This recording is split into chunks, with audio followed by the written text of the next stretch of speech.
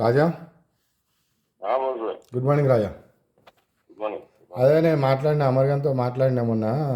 అయితే వాడు అది ఆ డీడీలు ఏమైనా కలెక్ట్ చేసినావు అన్నాడు. ఇంకా కలెక్ట్ చేయలే, వాళ్ళ మిస్సెస్ ఎక్కడో ఊరు అదే డెలివరీకి వెళ్ళారులే, వచ్చాక ఇస్తాడని చెప్పాను. అయితే ఇంకోటి క్లారిఫికేషన్ అడిగినా నేను వాడికి మరి 8,000 ఇచ్చేటువంటివి 4,000 ఎందుకు ఇచ్చినవరా మరి ఇంట్రెస్ట్ అని టాపిక్ వస్తే అడిగిన.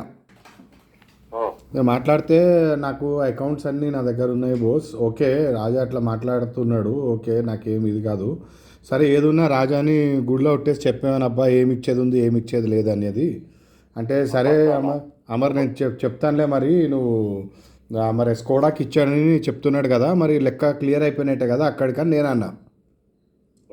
అంటే సరే బోస్ కోడాకి నేను ఆ డబ్బులు ఎందుకు తీసుకుంటాను, వాడికి కూడా తెలుసు, రాజాకు కూడా తెలుసు ఎందుకు అట్లా మాట్లాడుతున్నాడు, నన్ను కూడా నాతో కూడా ఎందుకు అట్లా మాట్లాడుతున్నాడు అని కొంచెం ఫీల్ అవుతున్నాడు. మరి ఏదైనా ఉంటే గుడిలో ఒట్టేసి చెప్పేసేమను, ఇది ఇచ్చేది ఉంది ఇది ఇచ్చేది అనా. మరి ఇంకనే మరి గొడవలేని పని కదా. ఆ డీడీలు అంటే ఇచ్చేయచ్చు కదబ్బా, ఎందుకు వచ్చింది తలనొప్పి మనకు. అరే రామా, నేను అర్థమైతే నిజంగా లేవు. అది యాక్చువల్లీ అల్మారం లాక్ వేసిపోయింది, అది సేఫ్టీ ఉండదండి. ఎందుకంటే నేను ఉండ కదా ఇక్కడ. అవునవును కరెక్ట్, నువ్వు బయట తిరుగుతా. అదేలే అదే అదే 21st డే అయిపోయి అవలే ఇంకా అయిపోయిందన్న. కానీ డాడీ చనిపోయింది కదా, ఇప్పుడు మళ్ళీ రావద్దని. ఓ సారీ రాజా, సారీ రాలేదన్న, ఇప్పుడు అందుకని రావద్దని అయిపోయింది. సరే ఓకే సారీ రాజా, సారీ నేను నేను ఒకటి చెప్తున్నా, క్లియర్ గా చెప్తున్నాను. నాకు వచ్చే పైసలు కోసం నేను ఏమో ఆపుతలేదు. డీడీలు ఎప్పుడు కావాలంటే అప్పుడు రాగానే ఇచ్చేస్తే నా పైసలు వచ్చినా రాకపోయినా నాకు ఎప్పుడు వస్తుంది. లేదు నీకేదన్నా అమర్తో అన్న నేను నీకైనా కానీ అమర్ బయట అనుమానం ఉంటే మొత్తం క్లియర్ గా చెప్తున్నాను. దానికి సంబంధమే లేదు. చాలా మంది చెప్తారు, నాకు మొత్తం మంది చెప్తారు, కానీ నాకేంటో అమర్ నీ విషయంలో ఏమన్నా ఏం పెట్టుకోను. నేను ఎవరి మాట వారి మాట వీరి మాట ఏం విన్నాను నేను.